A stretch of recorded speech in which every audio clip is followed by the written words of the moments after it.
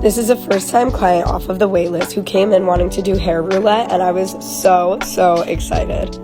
Since this was my first time doing hair roulette on a new client, I wanted to make sure that I knew all of her boundaries and all of the things that she would absolutely hate before I made my hair roulette cards. She ended up choosing a sunset color scheme applied in a color blocking technique.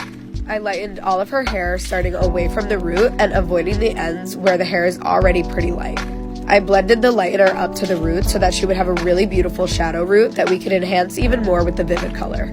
Once all the foils were ready, I removed the foils starting from the back and using my Firmar blending gloves to blend the lightener over the ends as I'm removing the foils. I mixed up the color scheme and decided that we were going to be doing a purple base with a pink to coral ombre as the color block. I also added a little sliver into her bangs so that you can see the color blocking even more from the front. We were so in love with the color. She was so surprised and so happy, which made me so happy.